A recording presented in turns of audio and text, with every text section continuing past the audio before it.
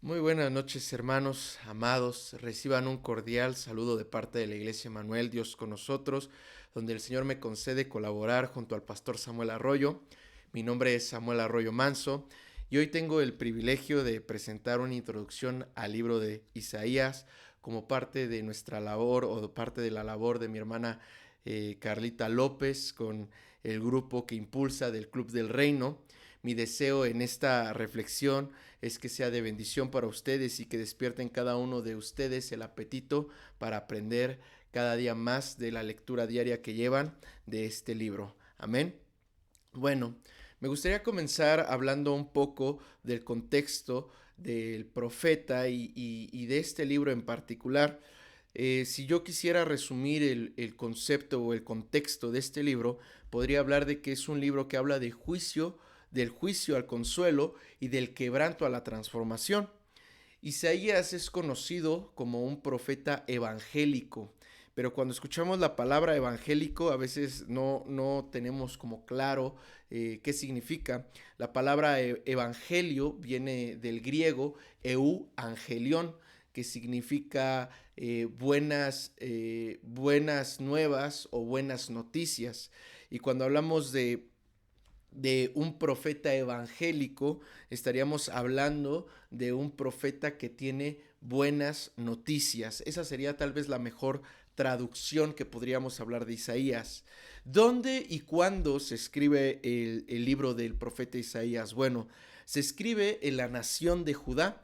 Como sabemos, en el tiempo de Roboam y Jeroboam hubo una división política en el pueblo de Israel, donde el pueblo del norte era todas las tribus que pertenecían a Israel, y en el sur estaban las tribus que pertenecían a Judá. En ese reino de Judá era donde estaba el profeta Isaías. ¿En qué periodo o cuáles reyes fueron los que pudo ver Isaías? Bueno, en el versículo 1 nos habla del rey Usías, del rey Jotam, del rey Acaz y del rey Ezequías. Y si nosotros leemos un poco más del contexto, incluso en la vejez de Isaías podríamos posicionarlo en el tiempo de Manasés, hijo de Ezequías. Estamos hablando que el ministerio más fuerte de Isaías fue entre los años 740 y 700 antes de Cristo. Y algo interesante del libro de Isaías o del profeta Isaías es que su nombre podría ser el resumen perfecto de todo el libro. Su nombre Isaías significa Jehová es salvación. Y ese es el resumen perfecto de todo el libro de Isaías, porque nos va a hablar de cómo Dios no solo nos lleva a juicio, no solo nos lleva al quebranto, sino cómo nos consuela y cómo nos lleva al camino de la restauración. Ese es el resumen más grande o más específico de este libro.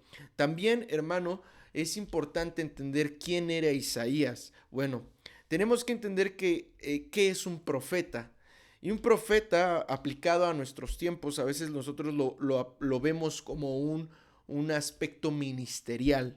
Por ejemplo, conocemos al pastor, conocemos al evangelista, conocemos al apóstol, al líder de alabanza, al líder de jóvenes, a los maestros, etc., etc., etc. Sin embargo, Isaías solo se le menciona como un profeta, pero un profeta en el tiempo de Isaías no tenía una posición religiosa. No era un sacerdote, que a veces podemos confundir. Recordemos que los sacerdotes en el tiempo de la ley venían de la tribu de Leví. ¿De acuerdo? Entonces, cuando hablamos de los sacerdotes, vienen de los levitas. Pero Isaías no venía de la tribu de Leví, venía de la tribu de Judá. Y Isaías era un hombre de posición y de renombre. No de una posición religiosa, sino literalmente política. Al ser de la tribu de Judá, Isaías era un pariente de los reyes de Judá. Isaías era pariente de Usías, de Jotam, de Acaz, de Ezequías, de Manasés. No sabemos a ciencia cierta qué parentesco tenían, pero sí sabemos que eran parientes de los reyes y que Isaías era parte de la nobleza de Judá. Esto nos muestra que Dios busca entre los pueblos y entre las naciones un siervo. No está hablando de un aspecto religioso, sino de que Dios habla a las personas que están dispuestas a escuchar. Y esto lo podemos ver, por ejemplo, en Isaías capítulo número 6, en su versículo 8, dice, después oí la voz del Señor que decía, ¿a quién enviaré y quién irá de nuestra parte? Entonces respondí yo, heme aquí, envíame a mí. Lo que nos está hablando este contexto o este versículo del libro de Isaías es que Dios sigue llamando siervos, no aplicado o no buscando un título, un nombre, una posición. Dios busca a alguien que quiera ser enviado para dar las buenas nuevas. Muy bien. Entrando ahora sí de lleno al libro de Isaías, podemos ver que el libro de Isaías se divide en tres partes fundamentales, lo que es proto-Isaías, deutero-Isaías y trito-Isaías. ¿Qué es esto de proto, deutero y trito-Isaías? Está hablando como de lo que nosotros conoceríamos en los libros como Primera y Segunda de Samuel, Primera y Segunda de Reyes, Primera y Segunda de Crónicas, que son como las primeras y segundas cartas. Esto ha causado en los teólogos una apología, vamos a llamarla así, de la autoría de Isaías, ya que entre proto-Isaías, deutero-Isaías y trito-Isaías, la manera en cómo habla el profeta es diferente. Y esto, más que sea otro autor, el autor es el mismo, está hablando de etapas de vida. Tal vez proto-Isaías fue en el principio del ministerio de Isaías y unos años después fue cuando escribió Deutero-Isaías y unos años o en su vejez fue cuando escribió Trito-Isaías. Entonces, podríamos dividir el libro en tres secciones fundamentales. La primera, proto-Isaías, hablando del capítulo 1 al capítulo 39, nos va a hablar o se va a presentar Dios como el juez de los pueblos. Y esto es muy importante porque Isaías no solo narra a un Dios que juzga al pueblo de Israel por el pecado que había, no solamente juzga al pueblo de Judá por el pecado que estaba aplicándose, sino habla de los pueblos, de las naciones y cómo va a ser el juicio de estas naciones, mostrándonos la supremacía de Dios, que aunque no le reconozcan como Dios, Dios es Rey de reyes y Señor de señores. Y esto lo encontramos desde el capítulo 1 hasta el capítulo 39, donde vemos a Dios como juez y cómo trae juicio a todas las naciones. Además, que podríamos destacar de manera muy precisa las primeras profecías mesiánicas hablando de nuestro Señor Jesucristo. ¿Como cuáles? Podríamos apelar a lo que dice Isaías capítulo número 7 en su versículo número 14, dice, por tanto el Señor mismo os dará una señal, he aquí que la Virgen concebirá y dará a luz un hijo y llamará a su nombre Emmanuel, que sabemos que es Dios con nosotros. Entonces es una de las primeras profecías que se llama de la señal o del advenimiento de un Mesías o del advenimiento de Cristo Jesús para nosotros como libertad. Y también habla un poco de cómo iba a ser este Mesías, y esto lo encontramos en el capítulo 9, en el versículo 6, versículo 7, porque un niño nos es nacido, un hijo nos es dado, y el principado sobre su hombro, y se llamará a su nombre admirable, consejero, Dios fuerte, Padre eterno, príncipe de paz. Lo dilatado de su imperio y la paz no tendrá límite sobre el trono de David y sobre su reino, para restaurarlo y consolidarlo en juicio y en justicia desde ahora y para siempre. El celo de Jehová de los ejércitos realizará esto. Y son de las primeras profecías que encontramos, bueno, no de las primeras que encontramos en el Antiguo Testamento, pero sí en el libro de Isaías. El libro de Isaías está repleto de referencias del ministerio del Mesías, del advenimiento, de cómo iba a venir, cuál iba a ser su ministerio, cómo iba a padecer, y lo viene mencionando a lo largo de los 66 libros del profeta Isaías. Pero en proto Isaías, en el principio, la primera parte, lo que diríamos como primera de Isaías, que se encuentra del capítulo 1 al 39, empezaríamos leyendo tal vez estos dos capítulos de manera muy puntual.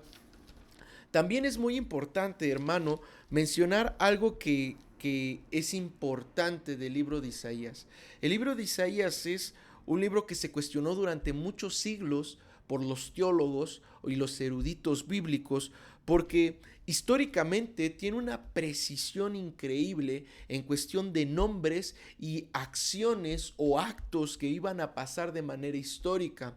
También debo de mencionar que el libro de Isaías nos va mencionando o requiriendo de manera lo que Isaías está viviendo en el momento, y de la misma manera o de la mano está hablando proféticamente. Es un libro que tal vez tendríamos que detenernos en cada capítulo y ir digiriendo no solo el contexto en el cual se está llevando. Como te decía, Isaías alcanza muchos reinados de Judá, y muchos de ellos fueron malos y otros fueron buenos. Algunos tuvieron aciertos y otros desaciertos. Y tendríamos que entender bajo qué contexto en el tiempo está hablando Isaías para poder comprender a qué está haciendo alusión.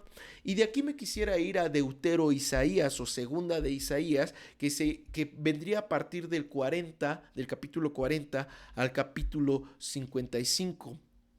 Esto nos habla de una profecía precisa de que ocurriría 150 años después. Y esto, hermano, es algo impactante porque nos hace ver cómo Dios tiene cuidado del futuro. No solo Dios conoce lo que está pasando en todos los corazones, sino conoce lo que pasará en el futuro, y lo plasma el profeta Isaías de una manera muy precisa, de modo que los eruditos de la Biblia mucho tiempo pensaron que Isaías escribió esto después, pero decían, ¿cómo lo pudo haber escrito después si Isaías no vivió 150 años, verdad? Entonces decían que tuvo que haber un segundo autor, un discípulo, alguien que continuó la autoría, pero revisando el tiempo de los papiros que se encontraron del profeta Isaías, coincidieron que en el tiempo era solo una diferencia de unos cuantos años. Simplemente el autor cambió porque había madurado en su carácter, como a veces nosotros siendo jóvenes hablamos de una manera distinta, y conforme vamos creciendo, nuestro léxico, nuestra manera de expresarnos va cambiando. Así el profeta va cambiando su manera de expresar lo que está pasando. Pero estos libros o estos versículos nos muestran una supremacía de Dios.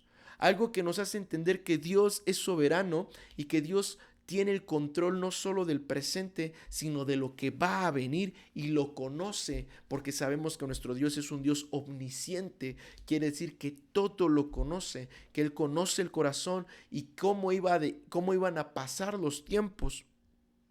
Además, que aunque Dios trae un juicio, a pesar de que, como decía, desde el capítulo 1 al 39 nos empieza a mostrar un Dios que es juez, a partir del capítulo 40 también nos muestra a un Dios que siempre viene acompañado de consolación. Y un ejemplo de esto podríamos irnos a Isaías en su capítulo número 40, que es donde comienza esta segunda parte del libro de Isaías, que se lo llamamos Deutero Isaías. Y en el versículo número 1, lo primero que dice esta segunda parte es: consolad, consolad a mi pueblo, dice vuestro Dios.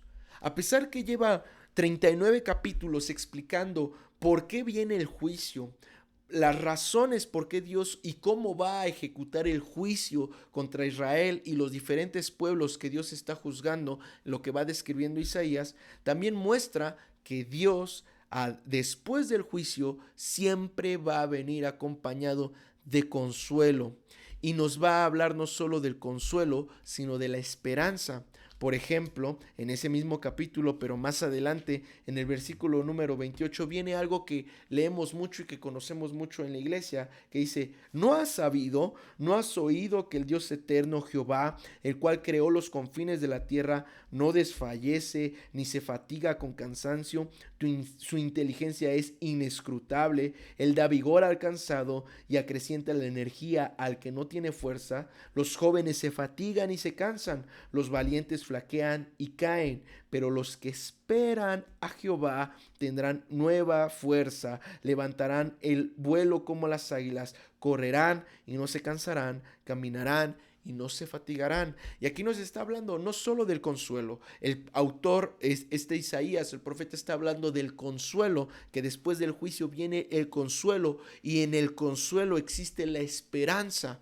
Dice: aunque estás pasando por un momento complicado, un momento difícil, acuérdate que los que esperan en Jehová, sus fuerzas son renovadas. Esa es una de las particularidades que podríamos encontrar en Deutero Isaías a partir del capítulo número 40 al 55. Pero también algo que me parece sumamente importante de estos versículos es presentar el ministerio del Mesías. Primero habíamos visto que en Proto Isaías, en el capítulo 7 y 9, nos muestra algunas características, algunas promesas y profecías de cómo iba a ser el Mesías. Pero en el capítulo número 53 podemos ver, desde el 52 diría yo, podríamos ver al siervo sufriente y podríamos presentar cómo iba a ser el ministerio de Jesús. Aunque Jesús en este tiempo todavía no figuraba, y aquí viene otra precisión muy importante. Les decía que el juicio que está hablando Dios del capítulo número 1 al 39 está hablando de 150 años en el futuro del tiempo de Isaías.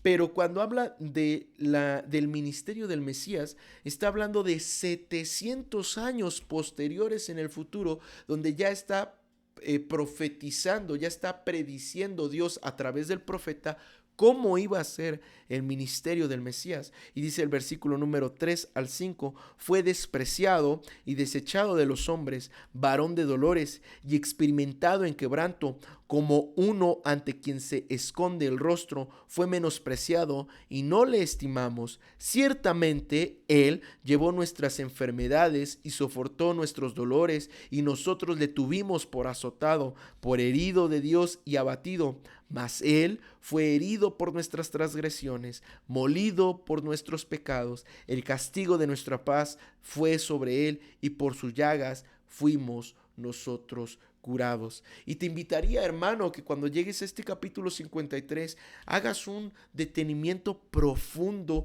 para poder entender la profundidad, la magnitud, la grandeza del amor de Dios para con nosotros expresado en Cristo Jesús, porque aquí describe cómo iba a ser o por qué iba a ser así el ministerio de Jesucristo. No él llegó a reinar con autoridad y poder, sino con amor y sufrimiento, porque su sangre fue derramada por nosotros.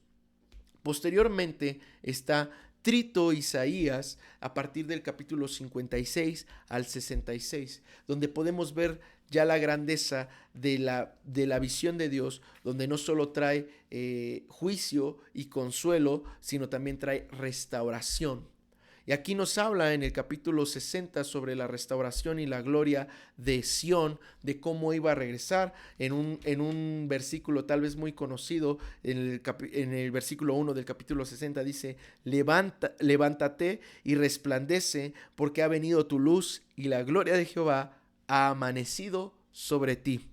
También, hermano, Isaías es uno de los principales autores del Antiguo Testamento, y para nosotros como cristianos, como gentiles, es nuestra base fundamental del Antiguo Testamento, que habla sobre los gentiles. Por ejemplo, en el capítulo 56, en el versículo 6 y 7, dice lo siguiente: y a los extranjeros que sigan a Jehová para servirle y que amen el nombre de Jehová para ser sus siervos, a todos los que guarden el sábado sin profanarlo y se mantengan firmes en mi pacto, yo los llevaré a mi santo monte y los alegraré en mi casa de oración. Sus holocaustos y sus sacrificios serán aceptos sobre mi altar, porque mi casa será llamada casa de oración para todos los pueblos. Y aquí viene la primera referencia donde podemos ver que la salvación que venía por mediante Cristo era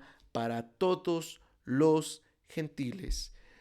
¿Cómo definiríamos tal vez el centro del mensaje del profeta Isaías o de este libro?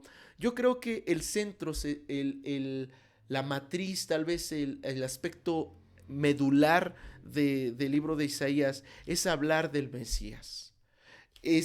Nos habla de los reinos, nos habla del Rey de Reyes, nos habla de Dios como juez, nos habla de los reinos y del pecado de los hombres, pero principalmente todo va en torno o en corazón de presentar el reino del Mesías, empezando por el nacimiento virginal, explicado en el capítulo 7, el ministerio de la luz, que hablábamos en el capítulo 9, el reino eterno, como este reino no solo iba a ir posterior a después de que él viniera a imponer el reino a través de la cruz del Calvario, sino también desde el principio de los tiempos, porque su reino es eterno, y cómo el ministerio no iba a ser con violencia o guerra, sino iba a ser un sacrificio vivo delante de Dios, que era nuestro Señor Jesucristo. Entonces, podríamos decir que Isaías tal vez es el primer evangelio, incluso antes de Mateo, Marcos, Lucas y Juan, porque Isaías está repleto de referencias del Mesías que para nosotros, o nosotros sabemos que es Cristo Jesús. Ahora, ¿cómo vamos a poder aplicar el libro de Isaías en nuestra vida diaria, en nuestro diario vivir? Bueno, creo que el libro de Isaías principalmente nos enseña varios aspectos. El primero es el arrepentimiento.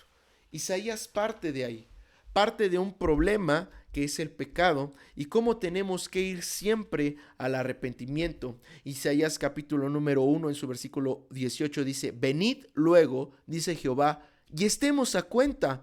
Aunque vuestros pecados sean como la grana, como la nieve serán emblanquecidos. Aunque sean rojos como el carmesí, vendrán a ser blancos como lana. Eso es importante, hermano, porque Isaías está plagado de la invitación al arrepentimiento, que para nosotros en la vida cristiana, en nuestra fe diaria, nosotros sabemos que para poder agradar a Dios tenemos principalmente o primeramente ir al arrepentimiento. También nos habla de la esperanza. Hablamos del capítulo 40, pero en el capítulo 41, en su versículo número 10 dice: no temas, porque yo estoy contigo, no desmayes, porque yo soy tu Dios, yo te doy vigor, si yo te ayudaré y siempre te sostendré con la diestra de mi justicia. Nos está dando una palabra de aliento, y también el profeta o el libro del profeta Isaías está repleto no solo de juicios, sino de palabras de aliento, palabras de fortaleza, palabras que nos ayudan a poder comenzar una esperanza firme. También nos habla de una fe en Cristo Jesús, como lo vimos en el capítulo número 53. Y hablando de una vida práctica, de cómo debemos practicar esto, dice el capítulo 55 en su versículo 6, buscad a Jehová mientras puede ser hallado, llamadle en tanto que está cercano. Nos hace una invitación el profeta a que vayamos a la búsqueda diaria y práctica de nuestro Dios. Isaías es el profeta que nos muestra que del quebranto con el juicio que nos rompe, nos da una palabra de restauración. Sí, viene el juicio, viene el quebranto, viene ese quiebre de nuestra vida o de nuestra vieja manera de vivir, pero también nos habla de una palabra de restauración y cambio, entendiendo tres facultades de Dios. Dios juzga porque es juez, pero Dios consuela porque es amor, y Dios restaura porque todas las obras de Dios son buenas, agradables y perfectas. El libro de Isaías nos recuerda que el quebranto es el principio de la gracia que nos transforma y nos salva.